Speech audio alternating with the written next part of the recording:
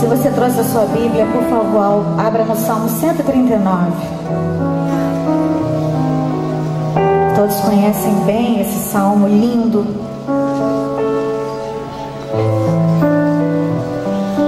A minha versão é NVI.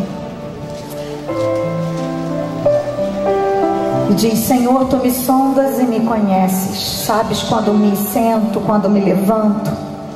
De longe percebes os meus pensamentos. Sabes muito bem quando trabalho, quando descanso. Todos os meus caminhos te são bem conhecidos. Antes mesmo que a palavra me chegue à língua, tu já conheces inteiramente, Senhor. Tu me cercas por trás e pela frente e pões a tua mão sobre mim. Tal conhecimento é maravilhoso demais.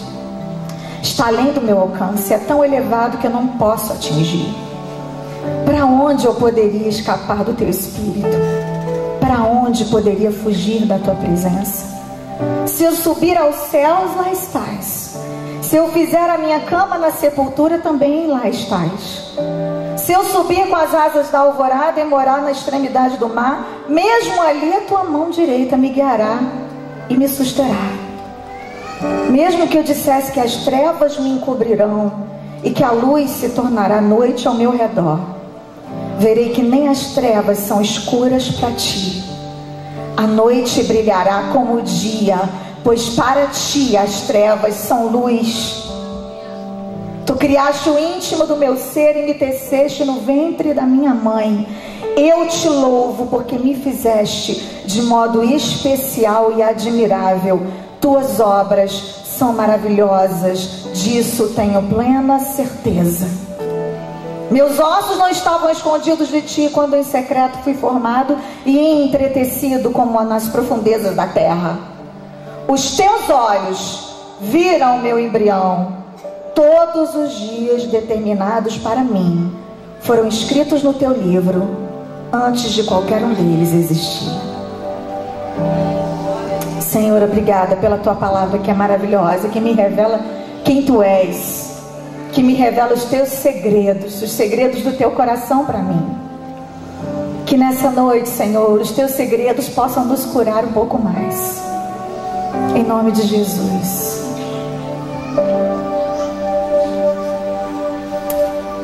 Tinha um amigo meu que falava assim: Êxola, capaz de guardar os seus próprios segredos, por favor, não conte para mim, porque se você não guarda o seu segredo, por que eu tenho que guardar? E tem gente que é assim mesmo, não é boa de guardar segredo. Dizem que eu sou boa, que me contam as coisas e eu não costumo levar adiante, não. Mas eu confesso que algumas vezes eu não guardei, que algumas vezes eu não resisti. Quem aqui já contou o segredo de alguém? Fala sério. A minoria. Deus está vendo, hein? Sinceramente, tem certas coisas na Bíblia, amados, que se eu fosse Deus, eu não contaria para ninguém. Tem certas coisas na Bíblia que a gente lê, que a gente tem até vergonha de dizer para o novo convertido que aquela pessoa era crente. Aquela pessoa que praticou aquilo. Se eu fosse Deus, eu tiraria da Bíblia a parte em que Ele coloca o homem e a mulher num jardim tão maravilhoso, dá tudo para eles na mão, dá o domínio de tudo, dá tudo que eles precisavam para viver felizes para sempre. Sara tinha um maridão sarado. Sara não, Eva. Adão tinha uma mulher sem celulite. Devia ser uma mulherão linda, maravilhosa. E eles tinham tudo que precisavam naquele jardim. Mas o capítulo 3 diz que ela foi seduzida pelo diabo, deu conversa para o diabo, ouviu quem não devia ouvir, caiu e ali entrou o pecado no mundo. Imagina a tristeza do coração de Deus, perceber que a obra-prima da criação dele havia falhado em obedecê-lo. Imagina a tristeza do coração de Deus, tendo que depois inspirar alguém para que escrevesse essa história para nós, contando para nós esse segredo. Ele poderia ter nos poupado disso, mas por algum motivo ele deixou aqui. Se está aqui na Bíblia é porque tem alguma coisa para nos ensinar. Eu também tiraria da Bíblia a parte que Abraão pega a mulher dele e dá para Faraó. Imagina se meu marido pega e fala assim: diz que você é minha irmã, porque senão eles vão querer me matar. Eu acho que eu matava ele primeiro. E Sara obedeceu. O Senhor foi lá e consertou toda essa situação embaraçosa, constrangedora. Nós criamos cada situação para Deus, e Ele mesmo assim não desiste de nós. Imagine Davi, o homem segundo o coração de Deus, que achou que não tinha o que fazer no dia que todo mundo foi para a guerra e ficou na varanda vendo uma mulher tomar banho, ver se tem cabimento uma coisa dessa. Um homem que tinha um harém, ele precisava ficar vendo uma mulher bonita tomar banho, espreitar pela janela? Não. E eu não vou aqui conjecturar sobre os motivos que levaram Davi a fazer isso. Porque ele devia estar na guerra, ele devia estar trabalhando, ele devia estar lá guerreando. Se ele tivesse o que fazer, ele não estava pecando. Eu não sei a que ponto chegou a distância de Davi naquele momento de Deus, para que ele pudesse não somente adulterar com uma mulher casada, mas também matar o marido dela e querer esconder isso, como se para Deus houvesse algum segredo. Mas Deus coloca isso ali na Bíblia para a gente ver. São pessoas que Deus escolheu para realizar grandes obras. Essas pessoas tiveram segredos e eles foram revelados por Deus, para que nós hoje pudéssemos aprender algo com eles. E um dos piores de todos para mim foi também dentro da casa de Davi, quando um de seus filhos, seu filho primogênito, se apaixona por uma de suas filhas com outra mulher, porque naquela época o homem podia ter várias mulheres, graças a Deus que hoje não mais, né, mulheres? Eles não dão conta nem de uma, imagina de várias.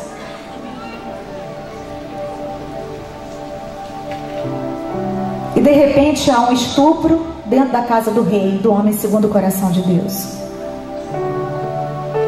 E depois desse estupro tem um assassinato, porque o irmão, que era da mesma mãe, Absalão, mata Aminon. E uma sucessão de tragédias começa a acontecer na casa de Davi. E ainda assim ele continua sendo o adorador. Ele continua sendo amado por Deus. Deus, Ele pode desaprovar a nossa conduta, mas Ele não nos ama menos quando nós erramos, ou não nos ama mais quando nós acertamos. Deus simplesmente nos ama. Isso não é incentivo para que ninguém continue na prática do pecado. Eu apenas estou dizendo para vocês que Deus não esconde de nós os seus segredos. Deus é muito sincero com a gente, mas a gente nem sempre é sincero com Deus. A gente não consegue ser sincero com as pessoas. Às vezes nós queremos nos vestir de uma capa que não é real. E eu sei que eu estou falando aqui na maioria para pastores, líderes, pessoas que têm cargos na igreja. Por muito tempo foi um preconceito falar de doenças emocionais dentro da igreja. E glória a Deus, porque isso tem caído por terra. Porque nós entendemos que nós somos um espírito que mora num corpo, que tem uma alma. Nós somos 3 em 1, assim como Deus. E todas essas áreas têm que estar saudáveis, mas nem sempre estão. E nós já estamos muito cansados desse evangelho triunfalista, onde é só vitória, onde tudo tem que dar muito certo e a gente tem que determinar o que Deus faz. E Deus tem que fazer, porque se Ele não fizer é porque você não tem fé, ou então porque você não passou no encontro, ou então porque você cortou o cabelo e pintou a unha de vermelho. São vários os motivos que as pessoas criam para explicar as lutas e tribulações que Jesus disse que nós viveríamos. Jesus falou: no mundo tereis aflições, mas tem de bom ânimo. Como é que Jesus ia pedir de nós algo que Ele mesmo não desse? Como é que a gente tem ânimo na tribulação, amados? Me digam vocês que já passaram por muitas. De uma forma sobrenatural, Jesus nos concede aquilo que Ele, só Ele tem para nos dar. Porque fala sério, na hora em que a gente se decepciona com a gente, na hora em que a gente erra, ou na hora em que algo não sai da forma como a gente queria, dá vontade de se trancar dentro de um quarto, fechar a porta. Não é para orar, é para não tomar banho nem escovar o dente nunca mais, e nem olhar para a cara de ninguém. Mas aí vem a presença de Deus.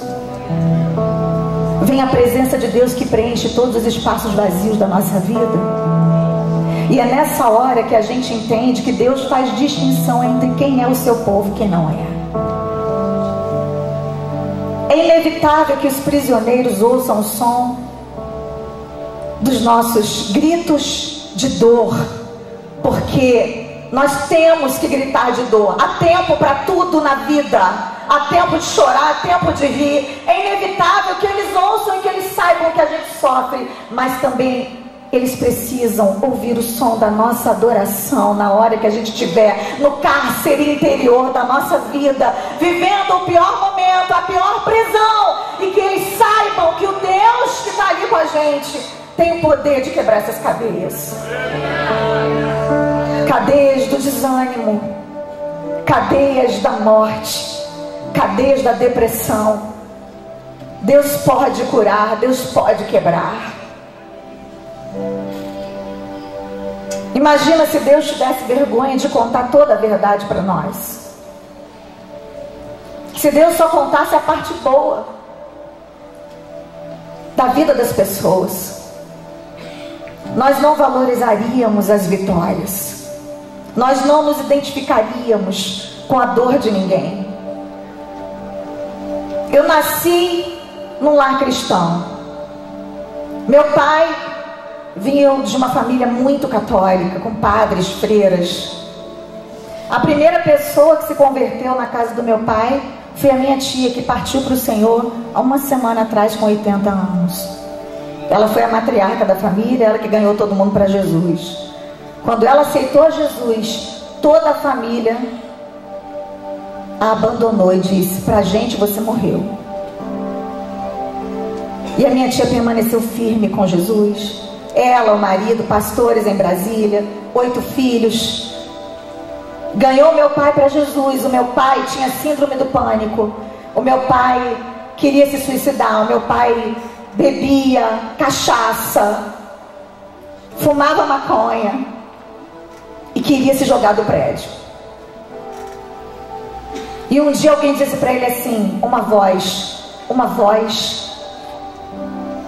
forte, nítida no ouvido dele: vai ser crente que você fica bom.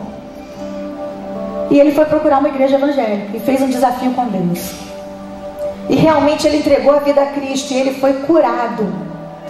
Ele foi liberto desse espírito de suicídio que havia sobre ele, e essa síndrome do pânico, que hoje ele sabe o nome, mas na época ele não sabia. Depois ele casou com a minha mãe, que já era cristã. Eu sou a filha primogênita. Quando eu nasci, meu pai e a minha mãe, eles já viajavam pelo Nordeste do Brasil, onde eu nasci, fazendo a obra de Deus. Não tinha esse som, não tinha essa estrutura. Era num caminhão com uma caixa muito precária, pregando a palavra. Pessoas se convertiam em cidades onde eles tacavam pedra em crente, onde crente não podia comprar no armarinho do vizinho, porque ele tinha outra religião. E eles foram pioneiros, fizeram a obra de Deus. Eu nasci, um mês depois que eu nasci, a minha mãe engravidou de novo, e ela teve gêmeos. Eita glória! Tinha televisão na casa, mas acho que eles não sabiam ligar. E os meus pais Seguiram fazendo a obra do Senhor. Minha mãe era cantora, soprano, lírico, lindo. E num dado momento a minha mãe adoeceu. Ela ficou muito enferma. Foi parar no hospital. Lá dentro ela pegou uma infecção generalizada. Ficou em coma por 28 dias. Os médicos desenganaram a minha mãe várias vezes. E o meu pai ia para a igreja, botava a igreja para orar. Todo mundo orava. Quando chegava no hospital, minha mãe estava sentada cantando. Uma sucessão de milagres aconteceram, mas ela ficou um ano internada. Nós éramos pequenos, 3 bebês. Quando a minha mãe finalmente ficou curada de forma milagrosa, eu conto tudo isso com detalhes no meu livro, que deve estar lá fora. Se não tiver, tem em alguma livraria aí para você saber a história, que é muito longa. Meu pai já estava desempregado e ele falou: o que Deus tem para mim não está aqui nessa cidade, eu preciso sair daqui, Deus precisa me tirar daqui, porque o que Deus tem para os meus filhos não está aqui, Deus está me dizendo. E ele foi para o Rio de Janeiro. Ele foi na frente e depois mandou buscar a família. Minha mãe já estava com outra criança de 1 ano no colo. Eu acho que meu pai veio embora justamente para não fazer um time de futebol. E minha mãe nos levou para o Rio de Janeiro. Nós fomos criados lá. O fato deles serem crentes, deles serem pastores, deles serem um casal de Deus, não os isentou dessa grande luta que eles viveram. Mas o meu pai entendeu que Deus tinha algo mais para ele, para sua família. Ele não parou, ele se levantou e continuou em movimento. Amado, quando você for assaltado por uma dificuldade, por uma crise, por uma luta, aprenda a ler as placas de Deus. Às vezes Deus nos tira do lugar de acomodação. Às vezes Deus precisa nos mover. Às vezes Deus precisa mover aqueles que Ele quer promover para um novo nível de intimidade com Ele. E nós fomos criados ali no Rio de Janeiro, eu cantando no coral das crianças. Com 15 anos eu já estava no grupo Altos Louvores. Com 17 anos eu conheci um jovem muito lindo, o mais bonito da igreja, o filho do pastor. Me apaixonei por ele. Começamos a namorar com a permissão dos meus pais. E eu descobri depois que ele era viciado em cocaína. Eu não tinha a menor noção de batalha espiritual. E eu achei que com meu amor eu poderia curar o Odilon. E eu fiquei lutando, batalhando com ele, entre idas e vindas. Namora, termina, a ponto de comprar tudo para casar, terminar com ele. 5 anos aproximadamente. Meus pais sofrendo junto, porque eles amavam o Odilon como um filho. A gente estava conversando ali com as pastoras. Como é difícil, né? Quando o filho começa a namorar ou a filha, a gente se apaixona mais do que o próprio filho pela pessoa. Depois eles terminam e a gente fica sofrendo apaixonada. A minha mãe foi assim. Cada vez que a gente terminava, minha mãe sofria, apesar de tudo que o Odilon aprontava. Porque ele era escravo, literalmente, da cocaína e da maconha. Até que ele teve uma melhora, nós nos reconciliamos. E aí decidimos casar. Quando foi no mês do casamento, ele teve outra recaída. Eu já estava com tudo comprado de novo, vestido de noiva, tudo preparado para casar. Eu falei assim, dessa vez eu vou encarar. E eu tinha um sim de Deus. E eu me casei. E foi o ano mais difícil da minha vida até então. Ali naquele meu primeiro ano de casamento, amados, eu estava gravando o meu primeiro disco, Tira-me do Vale. E eu perguntava para Deus como é que eu ia ter autoridade de subir no altar e ministrar, se o meu marido chegava em casa todos os dias, 3, 4 horas da manhã, totalmente drogado. E eu não sabia se ele ia chegar vivo ou morto. E eu orava por ele, mas eu também gritava com ele. Esse era o problema. E eu gritava tanto, e assim, claro que essa parte na minha Bíblia eu não ia escrever, mas eu gritava tanto que a vizinha mandou uma carta para o meu pastor dizendo: pastor, eles vão se matar. Porque ela escutava, parede com parede, as discussões. E o Odilon às vezes batia na parede. Ele nunca encostou o dedo em mim, mas ele ficava nervoso. Eu também não tinha noção daquilo que estava diante de mim, uma pessoa totalmente drogada. Podia ter me feito mal, podia ter me machucado, mas o Senhor me guardou. Só que ali eu tive uma experiência muito grande com Deus. Ali naquele tempo de solidão, naquele tempo de lágrimas, eu entendi que aquela batalha era do Senhor. E eu entendi finalmente, amados, que eu precisava saber diferenciar quem era o meu inimigo, que não era o meu marido. E eu comecei a lutar com as armas de Deus. E enquanto eu orava e buscava e adorava, eu comecei a perceber que havia muitas coisas em mim que precisavam ser reparadas, que havia um conserto que eu precisava fazer com Deus, que havia coisas que eu também tinha que contar para Deus, apesar dele já saber. Segredos que eu mesma precisaria ouvir da minha boca, para que eu entendesse quem eu era.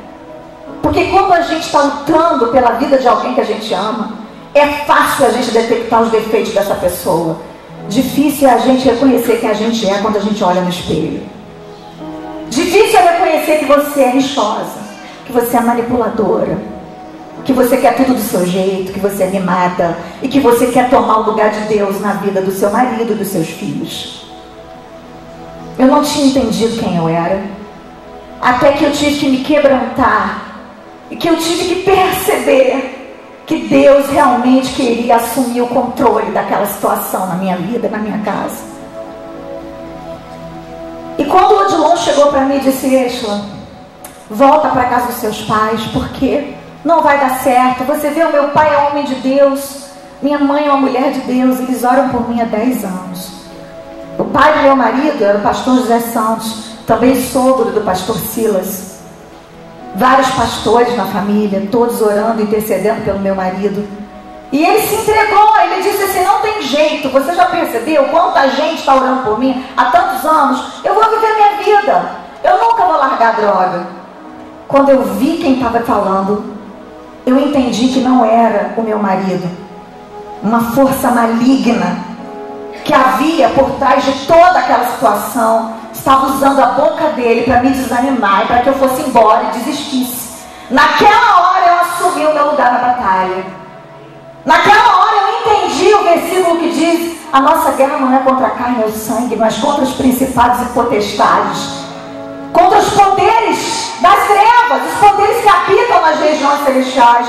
Eu entendi que as armas da nossa guerra, elas são poderosas em Deus para a destruição de fortalezas. Eu entendi que o meu marido estava debaixo de uma fortaleza e que ele não seria liberto por amor a mim, nem pelos meus olhos, nem pelos meus longos cabelos, que eram muito longos na época e caracolados, mas que ele seria liberto se eu me posicionasse e me colocasse na brecha por ele.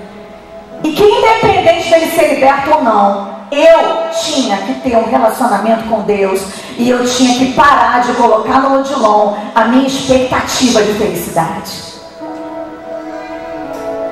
Porque até então eu acreditava que eu só poderia ser feliz se ele fosse liberto. Eu comecei a fazer ali, amados, um concerto com Deus. Eu repreendi aquela palavra, eu disse para o Odilon que eu não ia embora, que eu ia ficar com ele, que Deus havia me prometido que eu tinha casado com um pastor e que eu tomava posse daquela palavra. Eu olhei no olho dele e disse: Odilon, eu prefiro ficar com a opção de Deus do que com a sua. A sua opção me diz que eu vou ser uma mulher divorciada e derrotada, mas aquilo que Deus me disse, o segredo que Deus soprou no meu ouvido não foi esse, foi bem diferente. Ele me disse: esse aí vai ser um pastor e vai viajar com você pelo mundo inteiro.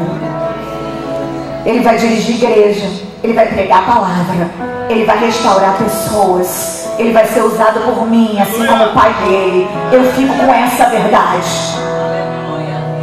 E ele olhou para mim e falou: tá bom, você escolhe. A partir dali eu passei a ser a melhor mulher do mundo. Parei de gritar com ele. Eita glória! A vizinha nunca mais mandou carta de reclamação para o meu pastor. Eu comecei a orar pela casa, adorar a Deus. Comecei a fechar as brechas, tirar da minha vida aquilo que me distraía. Na época eu assistia muita novela. Hoje em dia ninguém faz mais isso, né? Né, amados? Pois é, nem séries. Eu passava horas na frente da TV assistindo novela. Aquilo me tirava um tempo que eu podia estar orando mais. Eu estava em guerra. Você tem que identificar o momento que você está vivendo. Em primeiro lugar, identifique seu inimigo. Repita comigo: meu inimigo não é meu marido, não é minha esposa, não são meus filhos, não é meu pastor e não é o meu vizinho. O meu inimigo é Satanás. Eu identifiquei, ele não é meu inimigo, ele é meu marido. Então, marido é pra gente namorar, marido é pra gente beijar, abraçar e amar, e fazer comida, mesmo queimada. Depois que eu identifiquei isso, o Senhor colocou armas espirituais nas minhas mãos, e eu comecei a me municiar dessas armas lá de Efésios 6, do capacete da salvação, ocupar minha mente com coisas espirituais, transformar a minha mente, transformar isso pela renovação do vosso entendimento. Quando o meu entendimento foi renovado, foi transformado, a minha mente mudou a maneira como eu agia. Eu passei a agir de outra forma, eu passei a lutar de outra forma. Eu comecei a jogar fora o lixo. Eu parei. Eu tinha muita prática de ouvir músicas mundanas, não estou condenando aqui quem ouve, mas naquele momento não era apropriado, porque eu precisava entrar numa guerra, então eu tinha que encher minha casa de adoração. E nessa época Deus começou a me dar canções, e essas canções começaram a me curar. Essas canções vieram como resposta para a minha vida, e a partir daquele momento eu nunca mais parei de escorrer as minhas lágrimas e de contar os meus segredos através das minhas canções. Foi ali que tudo começou. Parece que um portal se abriu no céu a partir do momento que o meu entendimento foi renovado. É isso aqui que a gente está fazendo aqui nesses dias, renovando a nossa mente para aprender a lutar lá fora. Aqui é só um quartel-general. Aqui você está só recebendo de Deus as armas, mas aqui dentro é lindo, é o céu. Da porta para fora que é o desafio, ou da porta para dentro da sua casa. E eu comecei a ver que o Odilon, ele estava ficando mais em casa. Ele estava gostando mais de ficar em casa. Tinha vezes que eu falava: Deus, me revela onde ele está agora. Eu quero ir lá onde ele está, porque eu estou sentindo um peso espiritual, um espírito de morte lá sobre a vida dele hoje. Eu preciso saber onde ele está. E eu ia, às vezes de madrugada, onde ele estava, fumando maconha, cheirando, pegava ele, trazia para casa e falava: hoje você vai voltar comigo, porque senão você vai morrer. E o Senhor começou a falar comigo desse jeito. Eu comecei a ficar mais sensível à voz do Espírito Santo.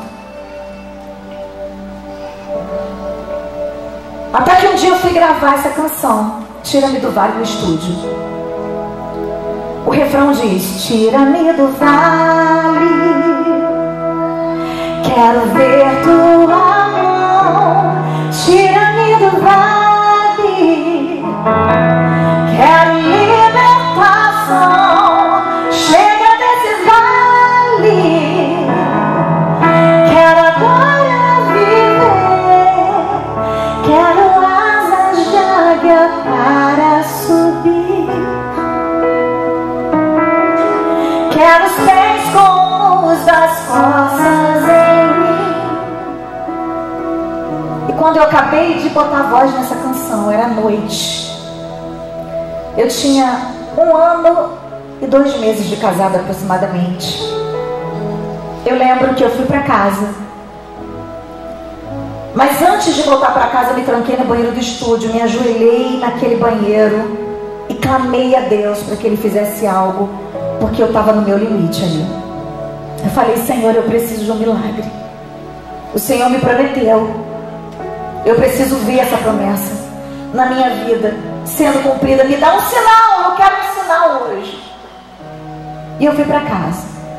E quando eu cheguei em casa, mais uma vez, 3 horas da manhã, esperei o Odilon voltar.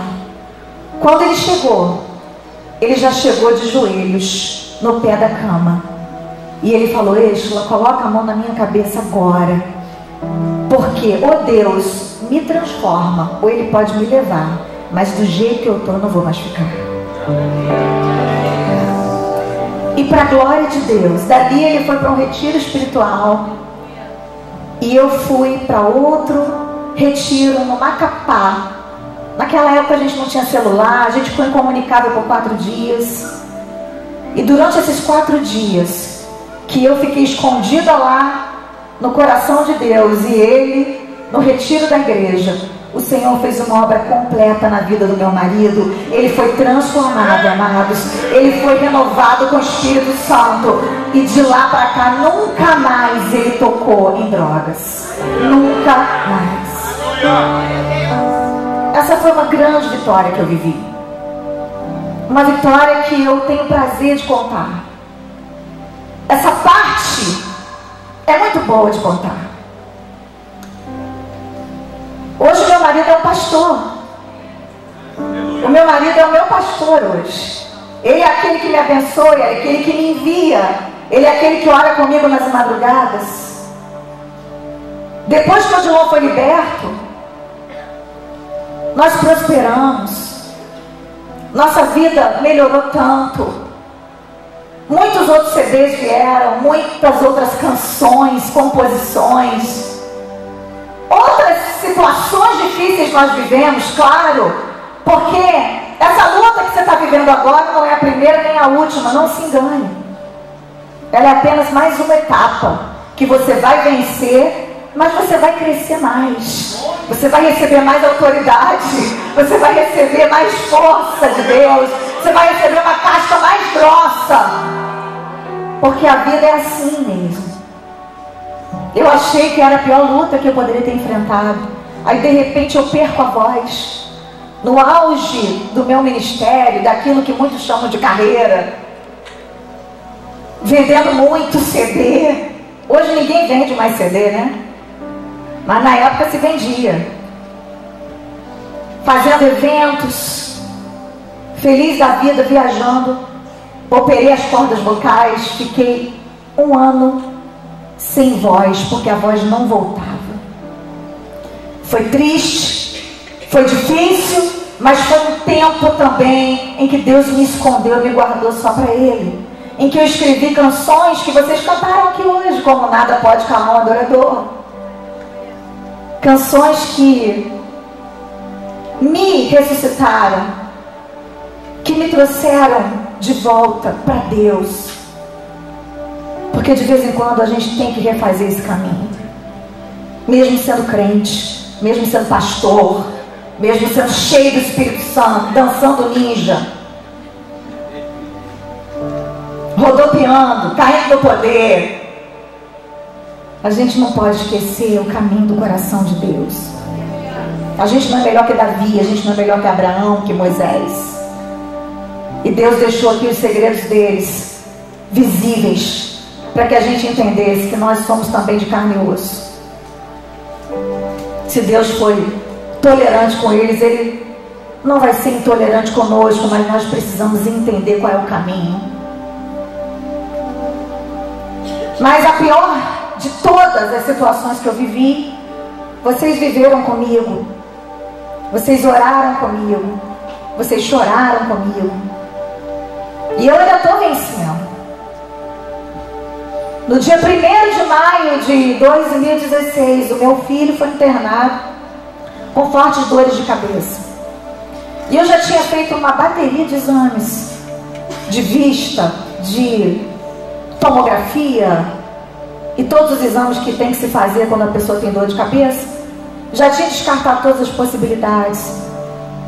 Até que foi diagnosticado com meningite viral herpética. Para garantir, eu contratei ainda outros especialistas de fora, neurologistas, para que eles pudessem também dar avaliação. E todos foram unânimes em dizer: é tranquilo. Ele vai ser tratado com antiviral, com a ciclovir. Ele vai ter que tomar um anticonvulsivante, porque ele começou a ter convulsões. Mas fica tranquila, daqui a pouco ele está bem. E realmente tudo correu bem. Meu filho estava na UTI, de repente ele foi para semi-UTI, e já começou a receber visitas, e já começou a falar, e já começou a brincar, porque ele era um menino brincalhão. A gente estava com a passagem dele comprada para o Ciatanai, Mateus Cali, porque era o sonho dele estudar lá, e a gente ia lá conhecer.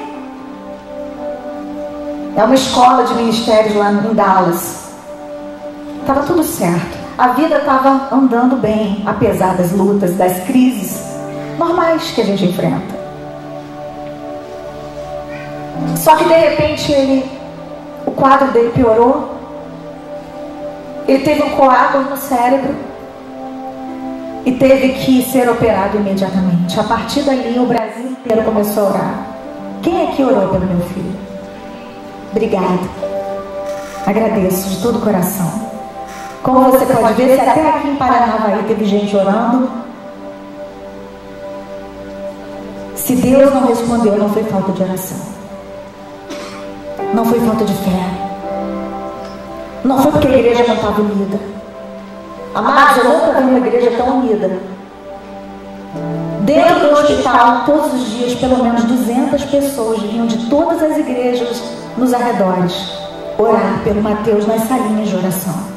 Nós ocupamos todas as salas ecumênicas.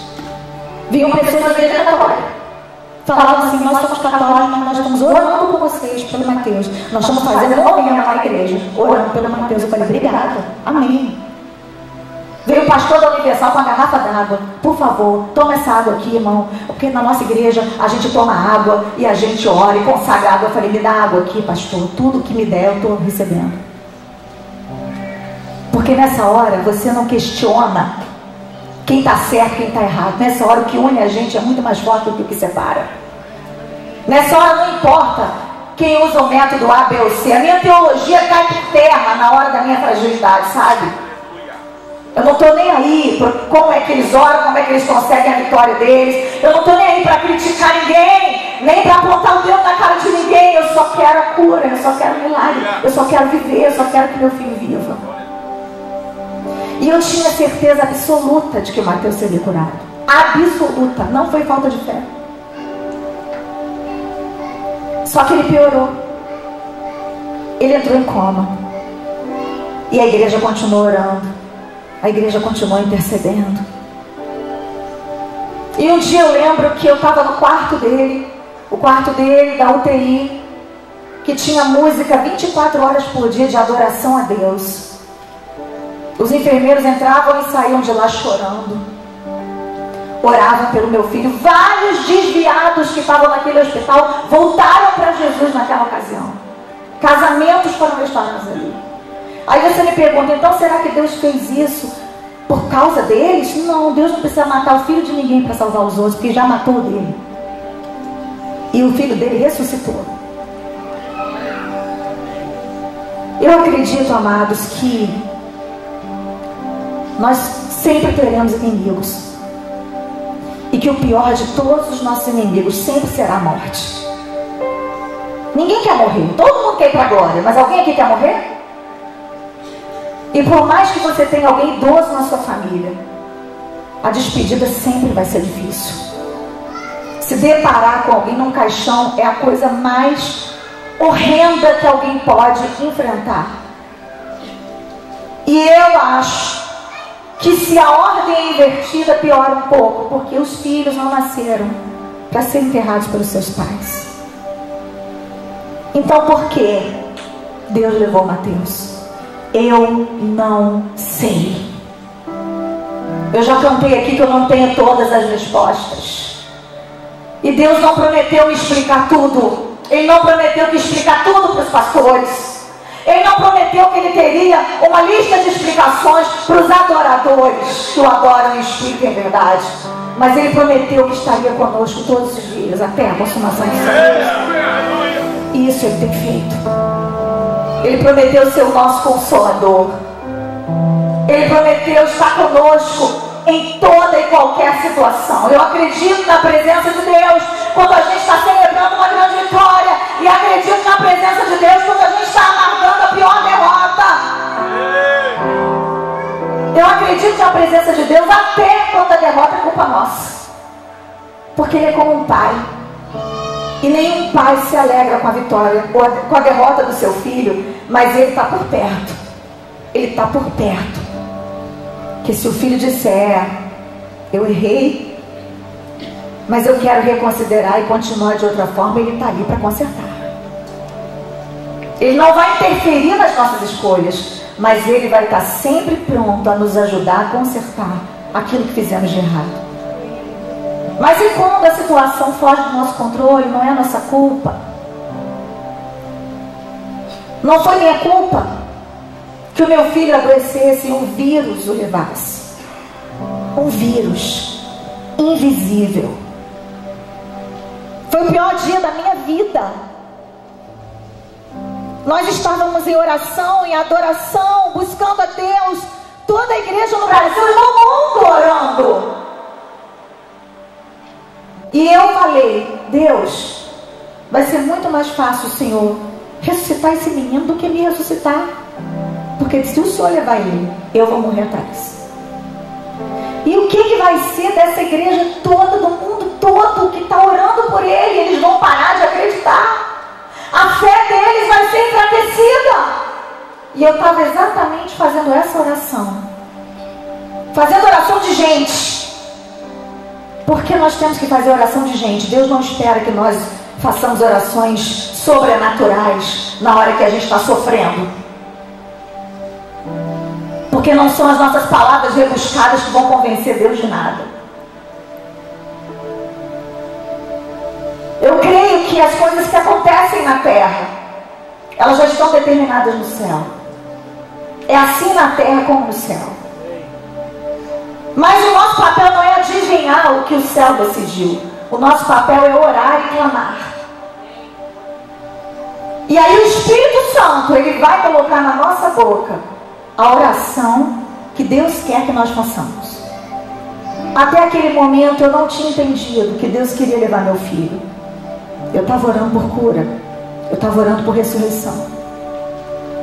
Até que o Espírito Santo me disse: Êxola, eu quero que você entenda que o milagre dessa vez é você. E eu comecei a chorar copiosamente naquela sala, eu e Deus e o meu filho. Ele estava em coma. E o pastor Silas Malafaia entrou pelas portas, com aquele jeito dele, calminho. Êxola, deixa eu dizer uma coisa para você. Deus não precisa de advogado. Deus não precisa que ninguém defenda a reputação dele. Se Ele quiser, Ele pode ressuscitar o seu filho aqui, ou dentro de um caixão, se preciso for. Ele pode curar o Mateus, e nós vamos orar até o último momento para que Deus cure o seu filho, embora ele já esteja desenganado. Mas entenda, quando a gente esbarra com algo chamado soberania de Deus, é a vontade dele que prevalece, e a nossa fé tem que ficar inabalável. Se Deus levar o Mateus, Ele vai te dar graça, Ele vai te dar força para você continuar. Claro que não era isso que eu queria ouvir. Claro que não era essa palavra que eu queria naquele momento. Eu botei a minha cara no pó e comecei a chorar e a clamar a Deus, porque seja qual for a vontade de Deus, Ele também pode mudar de opinião. E eu comecei a orar para Deus mudar de opinião.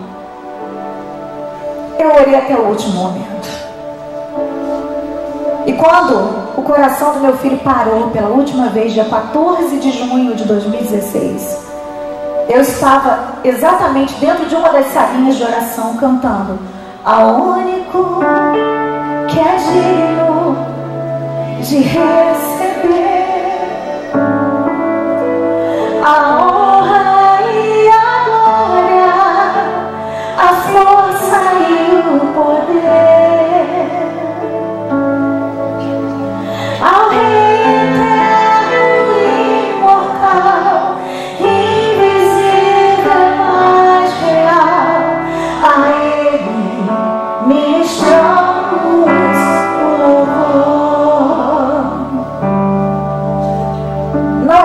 falar sobre isso, amados. Mas eu creio que quando Deus nos leva de volta a uma situação, não é porque Ele quer nos torturar, é porque Ele quer nos curar um pouco mais. E eu vim aqui para dizer para vocês, totalmente despida de toda e qualquer máscara de santidade, essa capa aqui não voa. Não é de Mulher Maravilha. Eu vim aqui abrir o meu coração e contar para vocês todos os meus segredos, quase todos, né? Só os que vocês conseguem guardar. Porque eu quero que vocês sejam curados também, entendam que não são só vocês que sofrem. Mas eu também creio numa vida após o luto. Eu creio numa vida pós-sofrimento, pós-decepção, numa vida pós-não de Deus. Porque nem tudo é assim no Evangelho. O apóstolo Paulo falou assim: tira de mim esse espinho. Deus disse: não, a minha graça te basta. E a gente vê tantos exemplos em que Deus disse não. Então por que a gente insiste em achar que só funciona, que Deus só nos ama quando Ele diz sim? Esse evangelho é mentiroso e é frustrante demais. É mentira que Deus sempre nos responde como a gente quer. Mas é verdade que Ele sempre nos dá graça para a gente suportar aquilo que Ele quer para nós. Eu falei para Deus ali dentro daquele quarto que eu nunca mais ia escrever uma canção. Eu falei para Deus que eu nunca mais ia subir no altar para cantar, que eu não ia mais conseguir pregar a palavra. Eu falei: Deus, como é que eu vou dizer que o Senhor cura se o Senhor não curou meu filho? E o Senhor falou comigo e com meu marido: a minha palavra não passou a ser mentira só porque eu não fiz o que você queria. A minha palavra continua sendo verdadeira. A minha palavra continua sendo viva e eficaz, mais poderosa do que qualquer espada de 2 fios que faz a distinção entre alma e espírito. A minha palavra continua a mesma. Eu não mudei porque o seu filho mudou. Porque o Mateus apenas mudou de estado. Ele agora está no estado de incorruptibilidade. O Mateus agora, ele não sofre mais a ação do tempo. Ele não pode mais ser influenciado pelo pecado. O Mateus, o meu filho, ele está em algum lugar esperando o arrebatamento da igreja. E a Bíblia diz que ele vai arrebatar antes de mim. Porque eu vou estar aqui quando o arrebatamento acontecer. E você também, a qualquer momento. Pelo menos é o que a gente espera. Ninguém aqui quer morrer, quer ser arrebatado. E nós vamos nos encontrar com eles nas alturas e vamos ser revestidos também de incorruptibilidade. Receberemos um corpo glorificado por Deus. E sabe, amados, quando coisas assim acontecem muito perto de nós acordamos para uma realidade que é o cerne de tudo que a gente vive e prega. Nós estamos aqui de passagem. Nós temos que andar com os pés aqui, mas com os olhos na eternidade, sim. Nós temos que ter mais saudade do céu. Nós temos que desapegar um pouco mais dessas coisas da vida, até do ministério que a gente pensa que é nosso. A igreja não é nossa. As ovelhas não são nossas. Os filhos não são nossos. Nem o ar que nós respiramos é nosso. Tudo é Deus quem dá. E Ele tira a hora que Ele quiser. A gente para perceber que essa pessoa que está convivendo com a gente, com quem a gente não fala, essa pessoa que a gente não perdoa de jeito nenhum, ela pode morrer a qualquer momento. E se a gente não consertar hoje o que está pendente, a gente vai ficar com uma pendência para sempre. A gente começa a valorizar o que é real. A gente começa a entender que as pessoas são mais importantes que as coisas. E que o milagre somos nós. 2 dias depois que eu enterrei o meu filho, eu me tranquei no meu quarto. Eu não sei se tem alguém aqui de luto, mas uma coisa que foi muito boa para mim, eu queria compartilhar com você. Eu colocava uma mensagem atrás da outra. Porque a fé vem pelo ouvir. Eu precisava de fé naquela hora, porque eu tive muita vontade de virar as costas e parar de crer em Deus. Naquela hora de dor, eu falei assim, eu queria ser espírita agora, porque aí eu ia lá no centro espírita e pedia para alguém incorporar o Mateus.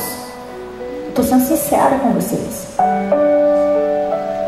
E aí imediatamente eu dizia, Senhor, mas eu sou crente, né?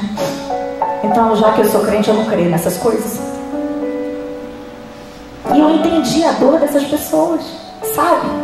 Porque você só quer ter uma última chance de ouvir a voz pela última vez.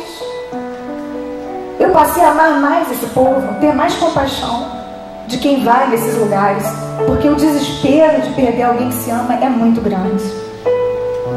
Mas uma coisa que me ajudou foi que eu colocava assim, uma mensagem atrás da outra. Eu botava o pastor Jorge Linhares pregando, depois emendava com o pastor Silas, emendava com o pastor Hernandes Dias Lopes, o Luciano Subirá, e botava o Claudinho para dar uma risada no final.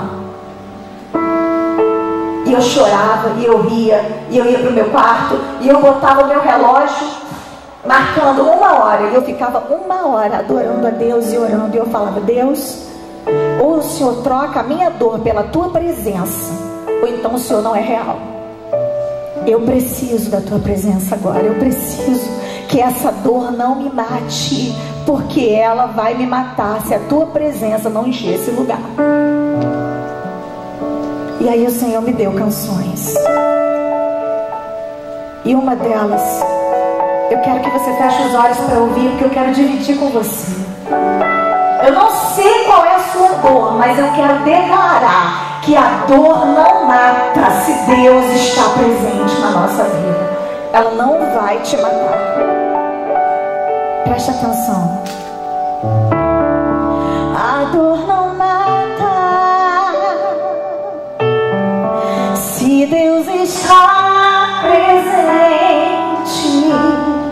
Só quem caminha com Ele entende o valor de uma lágrima derramada no altar da dor, enxugada pelas mãos do Consolador. Se Ele fizer, Ele ressuscita mortos, Ele faz o impossível, tudo porque Ele é Deus. Tu és Deus, Senhor. Mas se Ele não quer que aconteça do meu jeito, eu declaro que eu aceito e adorar o milagre. Sou eu. Sou eu. O milagre sou eu. Sou eu não vou parar, vou continuar te adorando,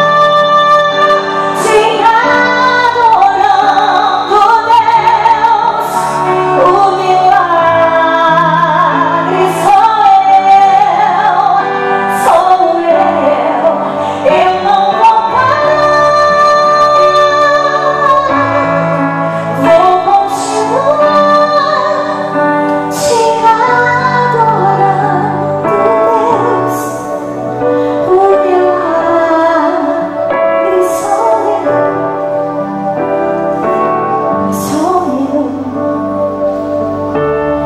Isso não é uma frase de efeito.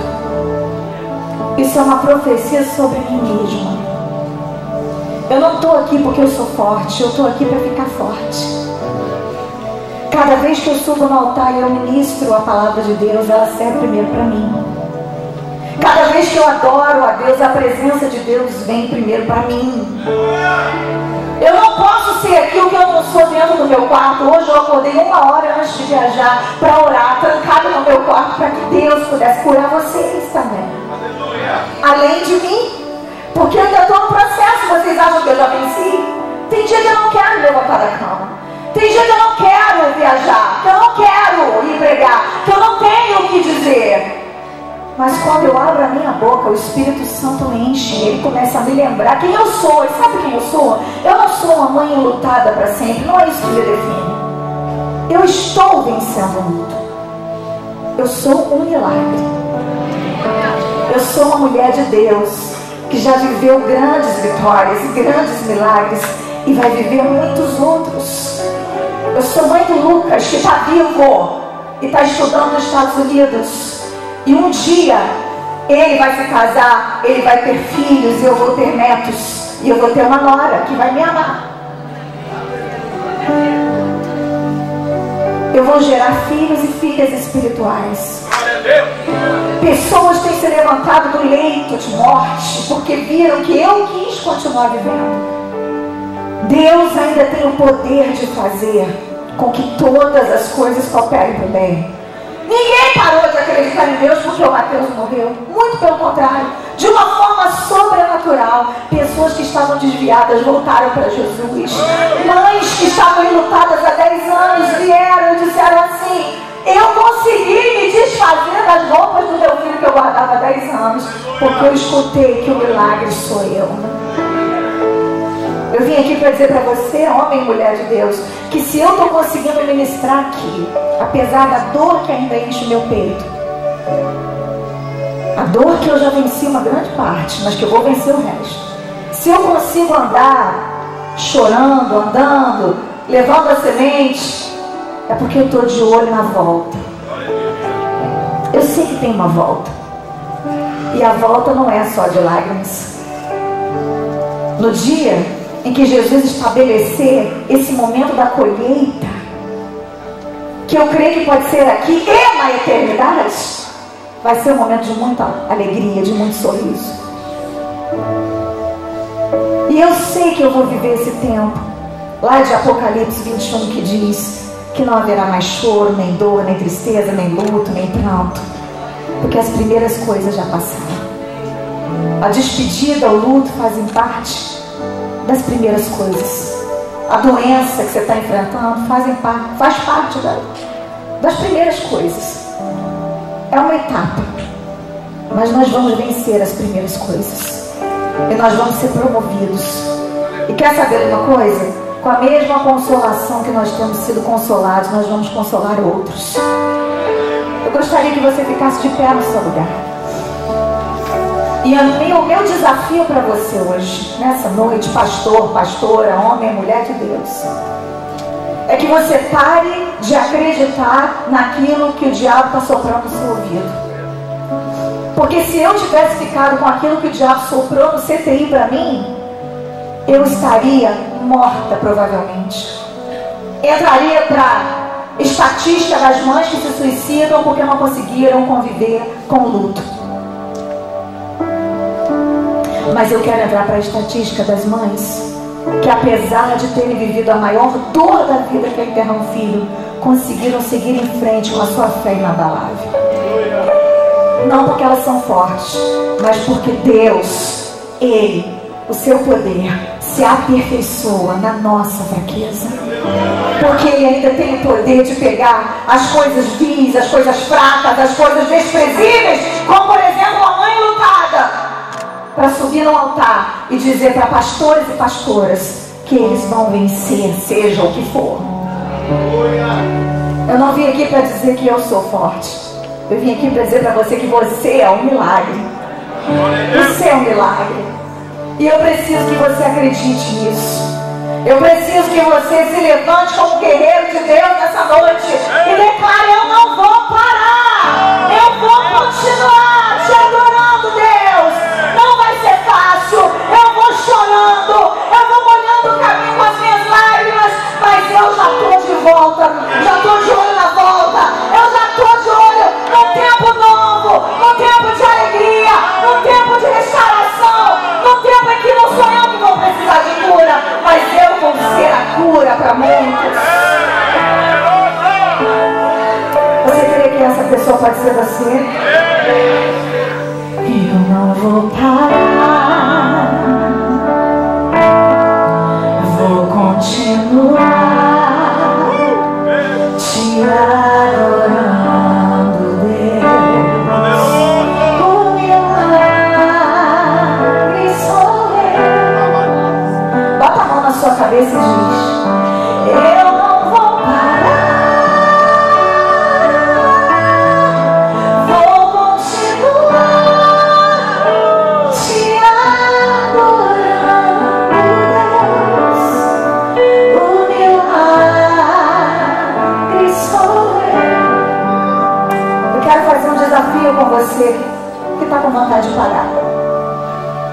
Essa noite é noite de contar segredos. É noite de se expor. É noite de cortar o mal pela raiz. Deus ainda vai fazer muita coisa aqui nesse congresso, muita coisa sobrenatural. Mas eu também, eu já estou aqui na frente, tá, gente? Eu já estou aqui. Inclusive, eu estou aqui. E eu estou diante de Deus, totalmente despida. Ele conhece todos os meus segredos e Ele sabe quem eu sou. Ele sabe que às vezes eu não quero ir, mas eu vou mesmo assim. Eu vou em obediência, e quando eu vou, Ele me dá vontade. Ele coloca vontade no meu coração. Às vezes eu não quero adorar, mas eu começo a adorar, e aí a presença de Deus me enche de um jeito que eu não quero mais parar. Então, se você está precisando de ânimo para continuar, sai do seu lugar e vem até aqui, que nós vamos orar juntos. E nós vamos clamar a Deus para que toda a prisão do desânimo caia por terra na sua vida. Você não pode parar, você não tem que parar. Deus conta com você. Se você está vivo ainda, Deus tem um propósito, entende? Deus tem algo a realizar na sua vida. Deus tem algo tremendo a fazer através de você. Você é mãe de nações, você é pai de multidões, você é um gerador de milagres. Livros vão sair de dentro da sua cabeça, mensagens, canções. Eu posso estar diante aqui de grandes compositores, pastores, profetas, mestres. Eu estou diante de um exército que Deus está preparando para esse último tempo. Não é um exército de gente derrotada, é um exército de gente muitas vezes ferida, mas que não se entrega. Eu não vou parar. Vem cantando e declarando: vou continuar te adorando, Deus. O milagre sou eu, eu não vou parar, vou continuar te adorando, Deus. O milagre sou eu.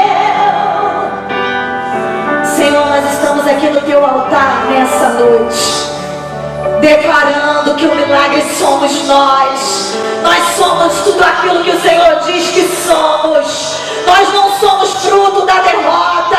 Nós não somos o resto de um barco que naufragou. Nós somos mais do que vencedores por aquele que nos amou. E nada pode nos separar de Ti, Senhor. Nem as lutas, nem o luto, nem as perdas, nem a morte, nem a vida, nem o presente, nem o porvir, nem a altura, nem a profundidade, nem demônio algum. Nós somos Teus. Nós viemos de Ti. Nós vamos voltar para Ti. Nós sabemos qual é a nossa origem. Nós sabemos qual é o nosso destino. E Satanás tem soprado no ouvido de muitos aqui que eles já perderam, mas nós estamos aqui para declarar que eles já venceram. Eles são vitoriosos sobre o desânimo, sobre a morte, sobre a depressão, todas as síndromes que os médicos dão os nomes que eles querem, que a ciência chama, como ela quiser. Nessa hora nós submetemos a Ti, ó Deus. Dizem por aí que a doença do pastor é a doença do coração. Nós rejeitamos essa palavra em nome de Jesus e declaramos que aqui tem um exército de pastores saudáveis, alma, espírito, corpo, para a glória do Teu nome. Nós não vamos interromper a Tua obra em nossas vidas por causa do nosso desleixo, com o nosso corpo, ou com nossa mente, ou com o nosso espírito. Nós somos teus por inteiro. Cada pastor aqui, cada jovem, cada homem, cada mulher que saiu do seu lugar, admitindo que não quer continuar, como eu, Senhor, disse para ti naquele quarto, que eu não teria forças para continuar, mas eu estou aqui porque o Senhor ainda pega as coisas que não são para confundir as que são. Toma essas vidas em tuas mãos, enquanto cada um dos pastores toca na cabeça dos teus servos, que seja liberada uma bênção sobrenatural, que eles sejam empoderados, porque eles vieram, eles investiram, eles estão dedicando a ti o seu tempo, a sua oferta de amor. Eles vieram aqui pela fé, Deus. Eles não estavam com vontade de vir. Eles não vieram aqui para assistir um show, para ouvir uma palestra. Eles vieram aqui, Senhor, porque eles se colocaram na tua dependência. E muitos estão aqui como último recurso. O Senhor está me dizendo que existem pessoas aqui que entraram por essas portas dizendo: essa é a última chance que eu dou para mim mesmo. Se Deus não mudar a minha vida nesse congresso, eu desisto dela. Mas nós como igreja estamos aqui para declarar que esse espírito de morte, de desistência de si mesmo, caia por terra em nome de Jesus. O Senhor é o Deus que guarda a nossa casa. O Senhor é o Deus do sim e o Deus do não. E nós aceitamos a tua vontade, Deus. Pessoas que vieram aqui porque estão decepcionadas, porque as coisas não aconteceram como elas esperavam. O Senhor vai abrir os olhos dessas pessoas para que elas enxerguem a fonte que está nesse deserto que elas estão vivendo. Abre os olhos delas agora. Em nome de Jesus eu te peço que a visão espiritual dessas pessoas seja aberta e elas consigam enxergar essa fonte no deserto. Que elas consigam ouvir a tua voz nesse momento de dor. Eu quero transferir para eles a consolação que o Senhor tem derramado sobre mim e a minha casa, e todo o fortalecimento que o Senhor tem derramado sobre mim para continuar. Eu quero dividir com eles e te pedir que eles saiam daqui melhores do que eles chegaram, e que esses dias de conferência sejam inesquecíveis, inesquecíveis. Levante a sua mão comigo e diga assim: ó, sobre tua vida vou profetizar. Vira para os outros e diz: nenhuma maldição te alcançará. Declara: sei que Deus tem para ti uma mansão cujas águas nunca secarão. Sei que Deus tem para ti uma mansão cujas águas nunca secarão. Olha para essa pessoa que está aí do seu lado. Libera sobre ela uma palavra de vitória do jeito que você gostaria de receber. Eu libero sobre a sua vida uma força sobrenatural para ver o invisível, para crer no incrível, para acreditar no impossível. Eu declaro que Deus tem dias melhores do que aqueles que você viveu no passado. Que aquilo que ficou lá atrás nunca vai ser melhor do que aquilo que Deus tem no seu amanhã. Não tem como mudar seu passado, mas o seu amanhã está intacto nas mãos do Deus Todo-Poderoso. Ninguém te ama mais do que Deus. Ninguém jamais vai te amar mais do que Ele. Que o Senhor te cerque de pessoas que te amam. Que o Senhor te cerque de novos amigos. Que o Senhor cure as tuas feridas emocionais. Que o Senhor te dê forças para chegar do outro lado, porque o outro lado é o teu destino, e o teu lado não vai afundar, em nome de Jesus.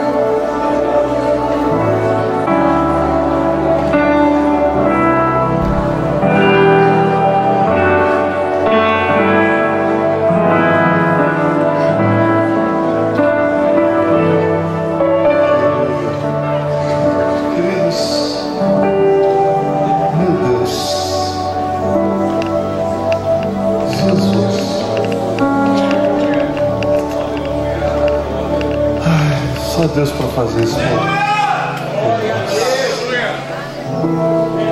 Eu sei o tanto que foi difícil para este vir. Né, pastor Jair? Nós oramos, eu falei para ela, nós oramos para que você viesse. Não foi fácil.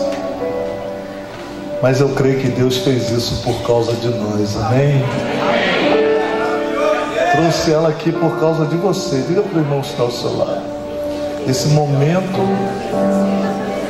que Deus preparou foi por causa de você. Você coloca de pé em nome de Jesus. Dê um abraço gostoso. Se é homem, se é mulher, não importa, gente. Dê um abraço gostoso. Bem gostoso da pessoa que está ao seu lado aí. Diga para ela que bom. Diga para ela assim: Deus foi benigno conosco, Deus foi bom conosco, Deus foi maravilhoso conosco essa noite. Louvado seja o nome do Senhor. Louvado seja o nome do Senhor. Louvado seja o nome do Senhor. Levanta a mão de quem está do seu lado e libera uma palavra de bênção para essa pessoa. Pai, no nome de Jesus, que palavra poderosa que nós ouvimos hoje. Eu sei que todos aqui, desde o altar até a última pessoa lá atrás, Satanás tem tentado para nos parar. Satanás tem lutado para impedir o teu sonho na nossa vida. Mas nós queremos declarar, em nome de Jesus, nós não vamos parar. Antes vamos nos levantar ainda mais para cumprir o teu chamado, o teu propósito. Ó Deus, nenhuma guerra, nenhuma batalha, nenhuma decepção, nenhum levante do inferno vai parar a tua obra. E desde o altar até a última pessoa lá atrás, receba essa unção. Você não vai parar, você vai prosseguir para o alvo, para o prêmio da soberana vocação em Cristo Jesus. E que os sonhos de Deus se realizem em nós, hoje e sempre, em nome de Jesus. Amém, amém, aleluia.